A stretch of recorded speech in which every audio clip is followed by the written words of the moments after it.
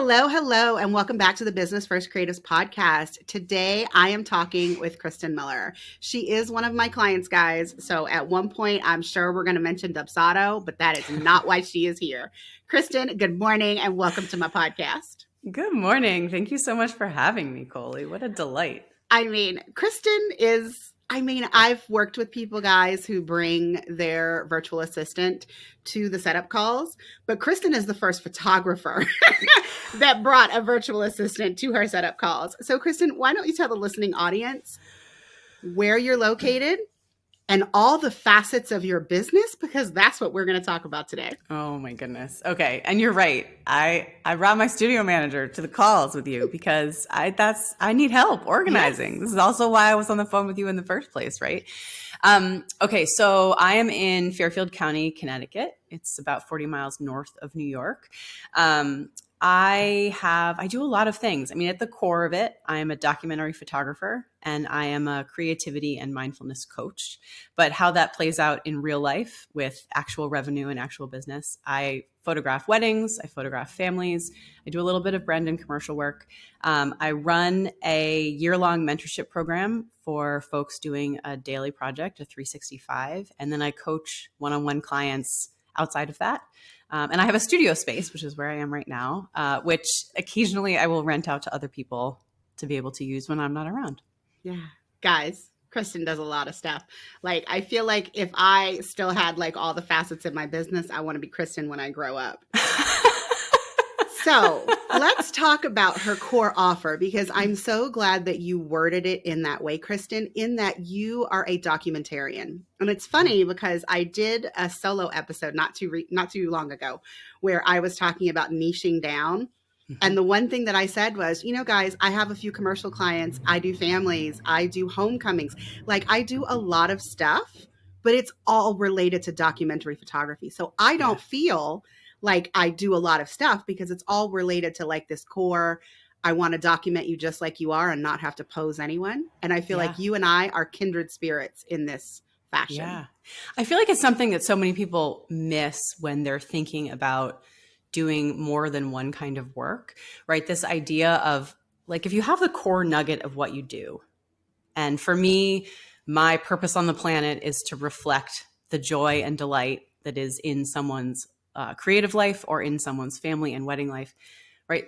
That is something that I can nuance and do in real life actionably in 100 different ways.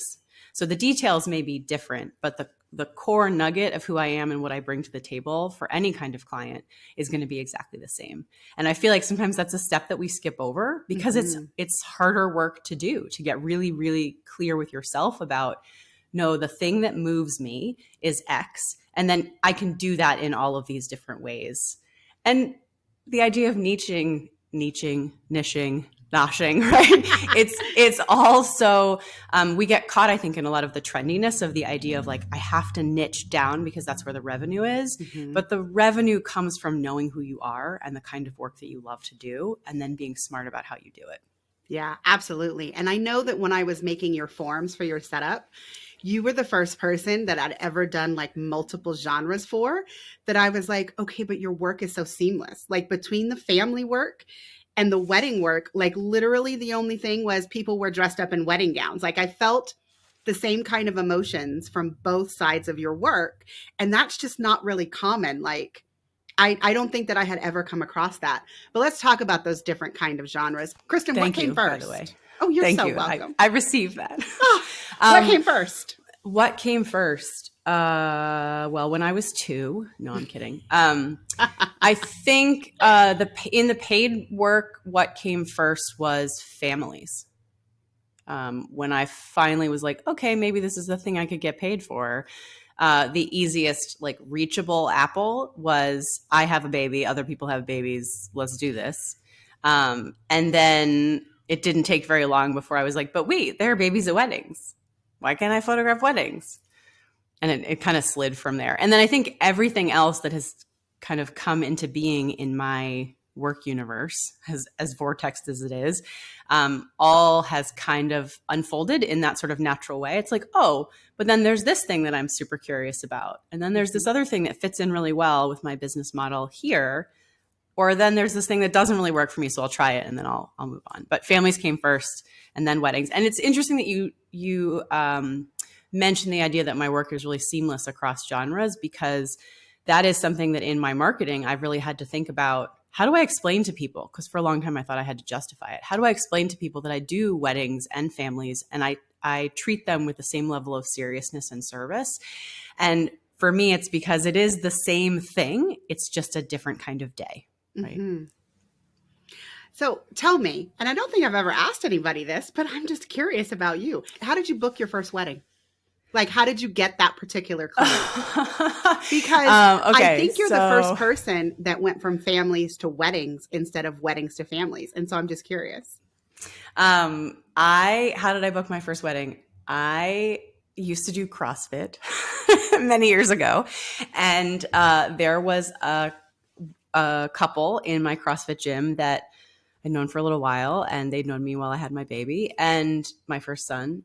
And they decided to get married even though they had kids. And we talked about us photographing their kids, and the timing had just never worked out. And then they told me they were getting married. And I was like, hey, I could do that. Totally. So I actually went to them and said, I'd really love to photograph your wedding. And shortly after that, another good friend of mine was marrying her college sweetheart. And so I said, hey, how about I jump on a train and come to DC for $1,000 and photograph your wedding over New Year's Eve, of course. And then it just kind of goes, then looking back on that, I'm like, oh, wow, I did that thing. But yeah, it just kind of unfolded from there, right? Like I saw a thing that I wanted to do and try. And it wasn't until I knew a little bit more about the wedding industry that I had more moments of like, oh, I don't know enough, or, oh, I shouldn't be doing this. I just blindly went in, was like, let's try it. Why not? I mean, I don't blame you, but also knowing that you knew intimately, like the first two people that you photograph weddings, that also makes total sense. Because I feel like in our genre of work, like we get to know our clients very intimately, regardless of like the situation or the scenario in which we are photographing them in. I joke around with people like, no, they're like, do you talk to all of your people on the phone? Yeah. And for the full day in the life clients that I have, no, we have to have video chats. I'm going to hop in bed with you at 6 a.m. You have to be comfortable with me doing so, standing over you in my PJs, photographing you guys as you kiss for the first time in the morning. Like, that's a different kind of level of intimacy. So I do get to know my clients really well. And I know you probably feel the same way. I'm just envisioning you in my house at 6 a.m. I would need coffee for that. I think that the thing about being a documentary leaning photographer is that, and I would call myself purely documentary, but everybody's got different definitions. I think is that you are inviting people to be wholly who they are. And that is far more vulnerable than asking people to perform for you. Because a performance we can switch on and off, but to allow people on a wedding day or with a new mom, a week after her baby's been delivered or has arrived, that is a much more sacred space. And I'm with you. I feel like there are no shortcuts around building the levels of trust and safety that come with asking a client to allow you to photograph them in a documentary way. And all of the workflow ahead of a session helps to set the tone for that. And then that's kind of carried through even in your first 5 or 10 minutes with a person, right? So they can see, oh, it really is going to be like I've kind of been promised all along. That's a sacred space for me. I really agree. And guys, I didn't pay Kristyn to mention no, just, not at all. I just want to put that out there. And the funny thing is, when I worked with Kristyn was probably one of the people who came to me with like a really solid set of workflows. She just wasn't automating anything. And like she called me a magician, which I mean, I gave her a compliment earlier. She gave me many, many compliments while I was working with her. But basically, I took everything in her brain, the things that she knew she wanted and the things that she didn't know that she wanted. And then I just put it all together and automated it. And it was great. And she was, I mean, grateful is probably not the word, but like, I know that I was grateful. Was just, definitely. I know, but she was just so happy that like, finally she had this workflow that like really indicated like the level in which she wanted to help her clients progress from, the inquiry to the booking, to the delivery and the service and all of that. And so it was really great. Well, I think that I feel like this is important to say, and no, Colie, you do not pay me to say any of this. I feel like, one of the downsides of being a quick moving human being who's also a creative who runs a business is that there is a lot going on up here. And I think that that is a wonderful gift, but it also is prohibitive when we're running a business because I think it keeps us from slowing down enough to put things into place that then ultimately make it easier to do all of the stuff going on up here. And I think that there are a lot of creative humans like myself that are have the skills to hustle their way through creating the basic stuff, because that's how we build a business. It's not glittery hustle. It's just like hard work, make it happen hustle, right? But the actual, okay, let me slow down and map this out, and then let me do all of the magic things to make that just happen, is not something that comes naturally to me, even though I was a project manager before I was many other things. So to have someone else come in and say, okay, let me give you a mirror and let me tell you exactly what you're telling me you need, and then like, okay, it's done. It's like, that's magic. I don't know how you define magic, but that was magic.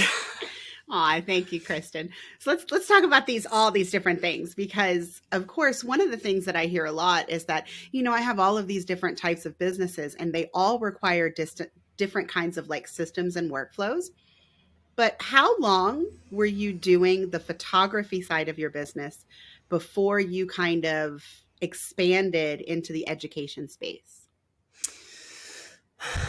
I'm pausing for my like Friday math. I started my business as a photographer in 2015, and I went full-time at the end of 2018. And I started adding like individual coaching, like 2017, 2018. It's something I did in my former corporate agency life as well. So it was kind of an easy slide in. But I didn't really add it on in like a major way until 2020 when I launched my first group program. And that was the first time where taking the high touch experience that a client might have coming into that program and throughout that program, I kind of realized that there was a bit of a disconnect just because I had a volume of people. I mean, there was 10 or 15 people in that first year that needed to be served kind of all at the same time with many of the same things, but in a personal way. And that was not something I was prepared for. I mean, plus it was 2020. I was prepared for anything in 2020. Like, I mean, the first thing that I do when one of my guests is like, I did this in 2020, I'm like, okay, before March or after March? Because that's a very big difference. Right. I mean, the funny thing is I also created not my first group program, but my first group program that was going to be on my own. Yeah, I opened that in January of 2020. Needless to say, we never got our in-person retreat. We were planning for the in-person retreat in June. And in June, no one was still flying. So like the airports were still largely closed. I moved it to September. And then in August, I realized even though the airports were open, like my attendees did not feel comfortable. Yeah. Oh, the optimism we had in August of 2020. They were going to fly, but then we were all going to be in the same house coming from different locations. And so I just pivoted and made it virtual. And I have still not even a little bit thought about doing an in-person thing. But I know you're doing one this year, which is exciting. So tell me about that, just because I'm curious about, how perhaps putting on an in-person event like this is different and requires different skills than maybe the other sides of your business. That's such a good question. So, I mean, I think, if you kind of go back to like, what is the core of what I do and what I love to do, what I feel called to do, it's like deep connected hard work, right? Like the intimate spaces, the smaller groups, the one-on-ones, whether that's photography or coaching, I think that's still true. Although I will say I do love to shoot a big wedding. That's still a lot of fun. And I think, the program that I run is really centered around the idea that you can find a sense of confidence and clarity and ease in your own creative work by taking a photo every day and getting comfortable with that, no matter what it looks like throughout the course of the year. Because what you're really doing is attuning yourself to who you are as a creative and finding a sense of peace with that, and then being able to celebrate it at the end of the year. And when I started the Documented Heart, it felt like I was looking for something that would create a vehicle to make that happen, not just for myself, but for other people. And so the retreat that we're putting on this summer feels very much just like a full circle kind of evolution of that.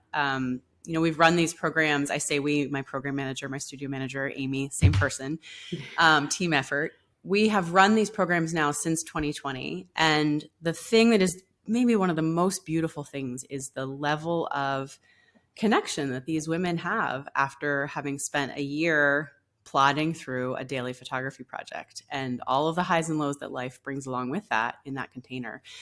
And, I ran a day-long workshop with our grads from last year in this studio space, which was a really emotional thing for me because it was the first time I signed the lease for this space on March 9th, 2020. And then COVID happened, and then I had a baby 4 weeks later. And I have always dreamed since getting the keys to this space of having people here together to connect with one another, empowering people to feel like they belonged in a creative community. And the retreat is just the next advanced level of that. So, there's considerations, obviously, that are logistical, the where, the how, all of those things. How do you price it? How do you market it? And I think that the big thing that we really had to get clear on at the get-go was how do we want people to feel when they leave? Mm-hmm. And I think that's actually like a parallel to what we do in all of the other things that you and I both do, right? It's like, how do you want people to feel when this experience is over for them?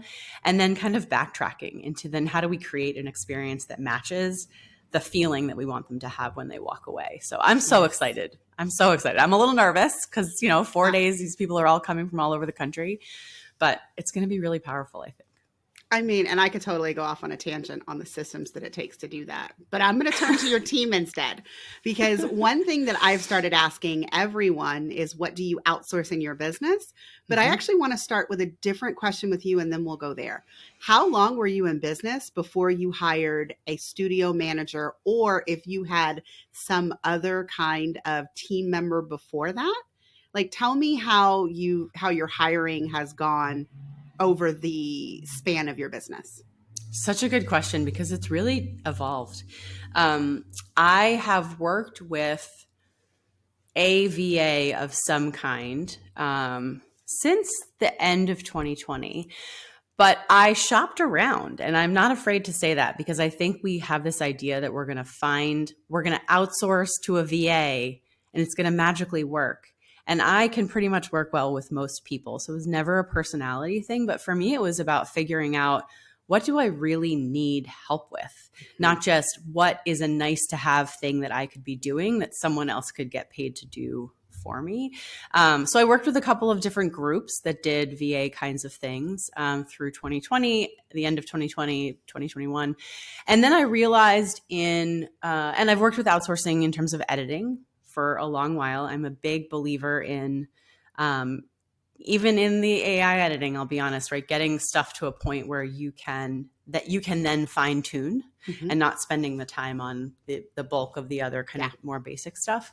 And I do have an editor that I work with who I love on some of my weddings. But I realized in the middle of 2021, time is a blur, that I could better articulate what I actually needed in terms of a studio manager or a program manager for TDH and the coaching side of things. And my needs were clear enough that I could write a job description. Nice. And once I was able to write a job description, and I was ballsy enough and brave enough to actually announce to people that I was looking for this magical unicorn of a human.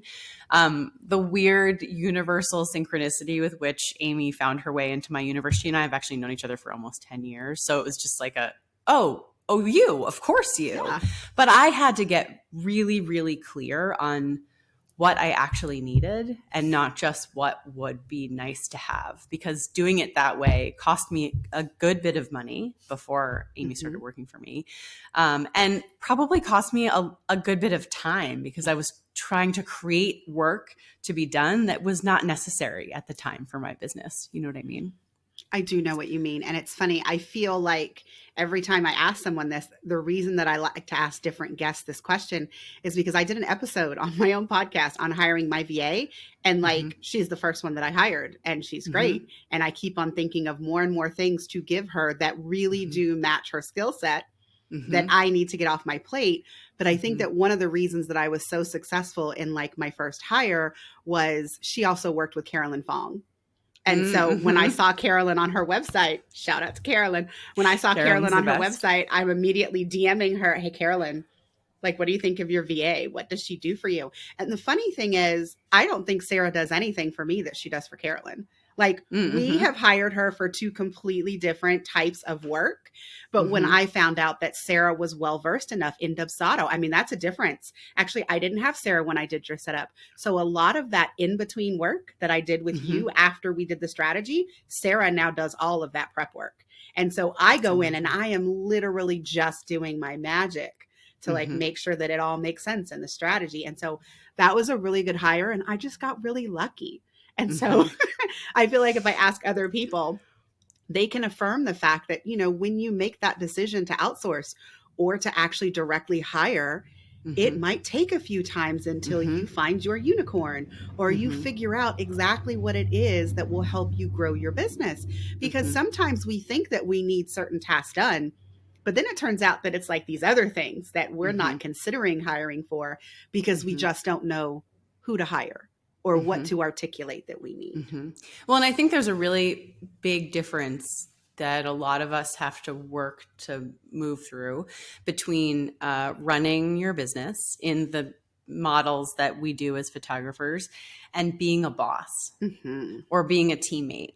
And I think, I ran really big teams in a corporate and agency environment before I ran my own business, but I still had to learn, still learning. I am today years old and I am still learning how to be not a boss like an overlord, but a boss like these are our priorities right now. These are the things that are at a high level going to drive revenue and going to care for our clients.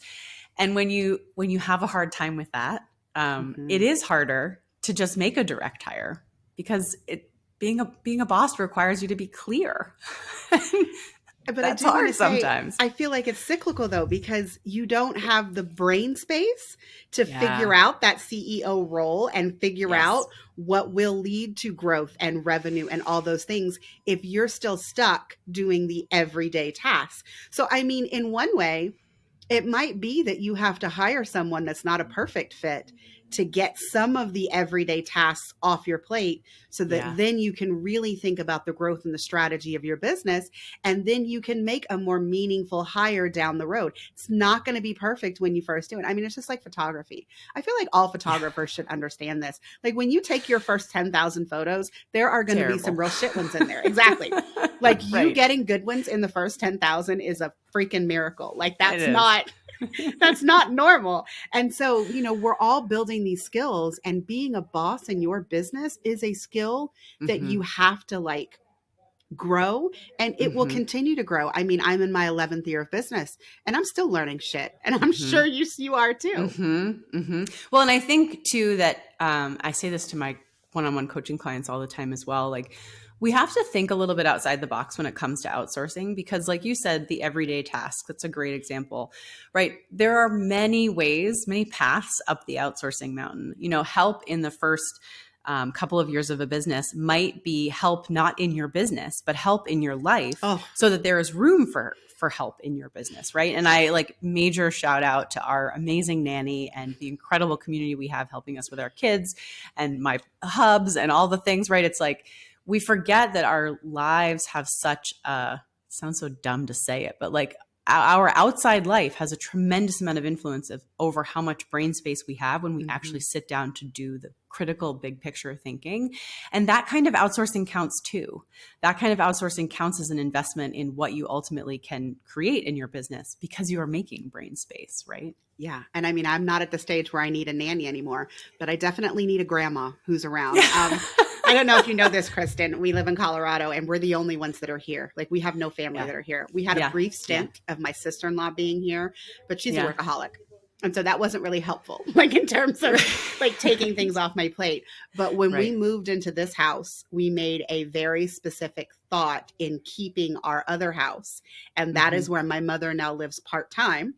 when she is Wow. here to help me with my kids. So when people are like, Colie, I don't understand how you went to 4 conferences in the first 90 days of 2023. I'm like, my mother, my Yeah. mother is just here to take my kid to co-op and make sure that my Yeah. kid gets fed and like do all these things, because my husband no longer has a job that has the level of flexibility that he Yeah. did when I was growing my business. I'm very thankful for the job that my husband spent like the first 9 years of my business at, because Yeah. anytime I needed him to come home so I could go do a fresh 48, or, when I would fly to some other state to do a full day in the life, I mean, he was there to just rearrange his schedule. And Yeah. we have some flexibility, but we don't have that much flexibility. So Yeah. we definitely need help. I have a housekeeper. I don't clean. I'll just admit that. I don't clean. And so we have a housekeeper that comes and she does her thing. And then my Mm-hmm. husband is the one that actually does like the dishes and the trash and all Mm-hmm. that. I just cook. Mm-hmm. I cook and I run a business. So we all have our special skill sets, guys. But, Right. I'm really glad that Kristyn brought that up, because it isn't just about what you hire inside your business. Mm-hmm. It's about what else you can take off your personal plate to also make space to do Mm-hmm. business. And I'm not saying that you have to, outsource all of your personal stuff. I mean, you need to find the balance that works Mm-hmm. for you. Well, and I'm going to climb right onto my soapbox here and just add that there is no one else who will care for our physical self, our mental well-being, our emotional well-being than us. And our body is our business. So this is sort of my plea to every human out there who's listening. Like, taking care of yourself is actually, if you need to think about it this way, it is an investment in your ability to be a CEO. And it's so the sort of culture norm that we have an expectation that we'll be able to turn on and turn off when it comes to our business. And, I'm a recovering workaholic, so I totally understand this idea that we should be able to just go, go, go, go. For a while, sure. And then after that, you realize it's not sustainable. So while you're thinking about outsourcing, also think about insource. Yeah. What do I need to do in my own sourcing of my own self with the food that I'm eating and the movement and the meditation and or whatever the modalities are that you might use? That counts, because it then frees up the brain space to be able to say, hey, Colie, can you fix this thing for me? Or, hey, I got this big idea. Let's make it happen.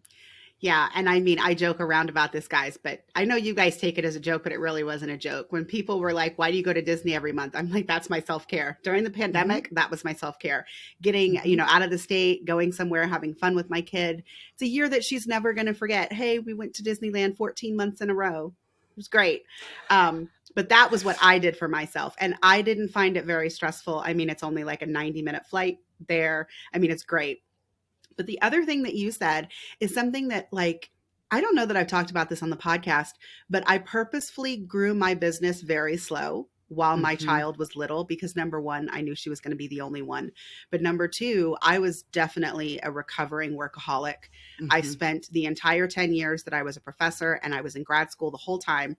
I mean, 60, 70-hour work weeks, like that was standard for me. And so I think I had this mindset that I could not work in my photography business full time. Number one, because I wanted to spend time with Chloe, but also I was worried about working again like I did before. And I knew that that was not sustainable now that I was a mother. I mean, before it was different. I was in my 20s. I was newly married. It was whatever. But I would have never done that in my 30s and actually survived like any amount of time. So, I mean, that's just, it's so important that we remember to take care of ourselves first. Put your own mask on before you help others. Isn't that the phrase from the airline? Put your own oxygen mask on first so that you don't pass out before you save everybody else. So, Kristyn, what's the number one thing that you've learned in running this business that has so many levels? Oh, gosh. You can pick in two what or category? I mean, in the category of delight, in the category of full-on terror. I mean, there's so many categories, right? You choose which ones you share. I mean, help, I think, is the big one, right? It's like that's crucial. And whether you need to tie it to your ability to bring in revenue or you need to tie it to your mental well-being, help in all of the ways. I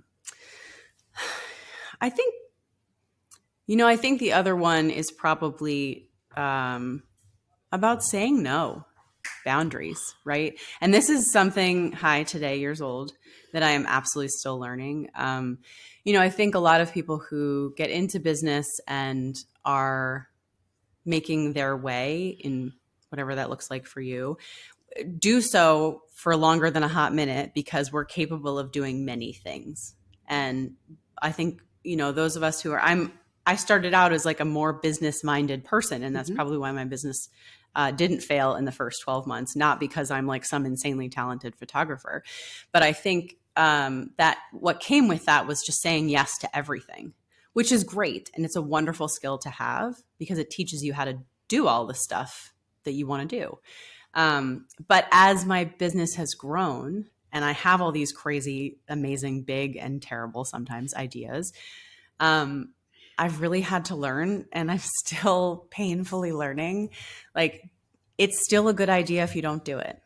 It could still be a great gig for someone else if you say no, right? And that's hard. It is. It's really hard.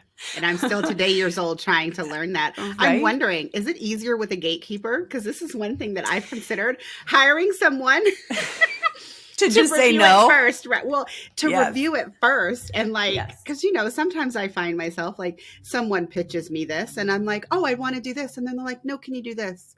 And like I really should tell them no, but I don't. And then when it comes time for me to do the thing, I'm like, I really just should have went with my gut and said no the first time, but I didn't. Right. And I mean, I'm still learning this 11 years in, and it's super ridiculous. Right. Welcome to being human, Colie. Sorry. I think that, so yes, Amy is an amazing gatekeeper for me. And when I say gatekeeper, I really just mean like bouncer for my own brain, because I will have, on the plane on the way home from a gig in California 2 weeks ago, I came up with like what I thought was going to be an incredible idea for a particular part of our business that we're growing. And I shared it with her, and she was like, this is amazing. And like, not yet. Here's the reasons why this is probably not the best time to do that, like right now. And I was like, oh, but it sounded so cool. Right? Like, it is cool. It's just not cool for right now. But then I also feel like having a core group of really close friends who are in the industry who you can just say to them, I'm thinking about taking this job, or I have an opportunity to bid for this thing. And they don't even need to be in the photography industry, honestly. I think it can just be people who know you, who can say to you, are you asking the question because you don't know the answer, or because you know the answer and you want permission? Yeah. And that, I think, is like it's just critical to have somebody who can ask you that back. Because we got to learn to be our own gatekeepers. Yeah. And it's so hard. And it's interesting that you say that, because right now, I mean, I do have a group of, they happen to be photographers. Well, actually a couple of them aren't, but I do have a group of people that I can bounce my ideas off of. But I also have a business coach. And so I really feel like she keeps me in line, not in she tells me yes or no, but she really helps me flesh out and decide for myself whether or not what I think is really like the best idea, like you said. But so let me ask you a question, because you do business coaching. What is it that someone should consider in order to determine if they are ready to hire a business coach for themselves?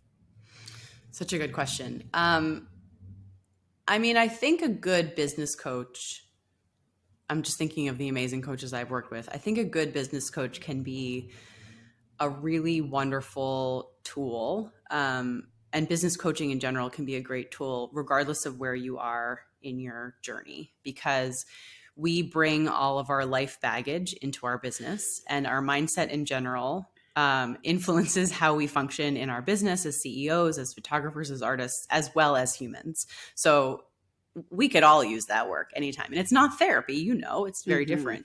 But in terms of hiring, let's say a one-on-one business coach or working in a small group setting, I think the best time to do that is when you have reached what feels like a ceiling for yourself. When you feel as though in your bones you are ready for something bigger or ready for something different, but you're not yet clear on what that is, but you know that it's coming, right? And I think a good business coach, I love that you said that your coach doesn't tell you, yes or no. Like ultimately a coach's job is to make sure that you like your reasons for whatever your choices are, because with few exceptions, there's really no wrong choices. It's just the choices that we make and then the things that unfold after that, the stuff that we try and, the data that we gather. But yeah, I think when you reach a point where you feel as though you are in a little bit of a plateau, but you know that there is something more there and you're just not sure how to get there, I think that's a great time. Yeah. And what you said about my coach, I chose her specifically because she is very data driven. And, I am very data driven. And so like when I bring something to her, she is really good about telling me what data to collect for her so that she can analyze it so that we can talk about it. And so I don't think everyone needs that kind of coach, but I definitely do because I am very data driven. And, my coach is, very experienced. And so, but like when it comes to like tracking the data, using the data, analyzing the data, she is at a level that I aspire to be. And so I really appreciate that when I come to her, she's like, okay, but that's not really related to the goal that you set. So then we discuss, well, is this like a new goal? Should we migrate? Or is this something that you should put on the shelf and come back to after we've hit these other goals? So it is really great. And sometimes I get people that are like, oh, but you have like besties. You could just ask them. I'm like, yeah, but they're in the same spot as me. And sometimes there is just a benefit to getting that expertise from someone who is further along from you. And I will say, guys, my business coach is not even in the photography industry. So, I mean, it doesn't always have to be that you're looking for someone in your industry just further along. Yeah. People have different needs. I think you bring up such a good point. One of the coaches that I've worked with in the last couple of years who just like expanded my brain so much, not a photographer, has nothing to do with photography. Right. And I think, when is a good time to start working with a business coach? It's when you have run out of the models of possibility for yourself. Because when you choose to work with a coach, even in a one-on-one setting, but I think sometimes even more so in a group setting, you are giving yourself the opportunity to expand your conception of the models of possibility for yourself. And whether that's revenue or how you balance time or how you create business, because we get in our little bubble and we're like, oh, the only way I can do this is these two ways. But that's never true. And we just don't know unless we can step into a space and see, oh my gosh, there's all these incredible people who are doing it this way, whether they're photographers or not. And I can learn so much from that. And I feel like that's true because I feel like as an industry, I will specifically talk to photographers now, as an industry, we really are very narrow-minded when it comes to how to run our business. And I mean, part of that is us, like we don't think about the other ways, but part of it is that the mentors and the education that's available are all in these very set ways of doing things. I mean, think about it, all inclusive or IPS. Right. Like there's lots of room in between, but like you only hear of educational opportunities that are one or the other. And so I do feel like when we compare our industry to others, there are like very clear paths that people take. And I want to see it messy. Like it's not a path. It's not ABC. There are different ways to get to C. I mean, I really appreciate that you went on that tangent with me, Kristyn, because it is something that I get asked a lot. Like, when are you ready for a business coach? How do you pick one? Yeah. Like, and I felt like I haven't really had a guest yet that like was a really good person to like flesh that out with. I could talk about this stuff all the time. I know. I love talking about this stuff. So, Kristyn, every person that I have on this podcast, with a few exceptions, has to answer my question. So, what is the biggest fuck up in your business? What did you learn from it? And how did you grow? Oh, there's so many. The biggest one.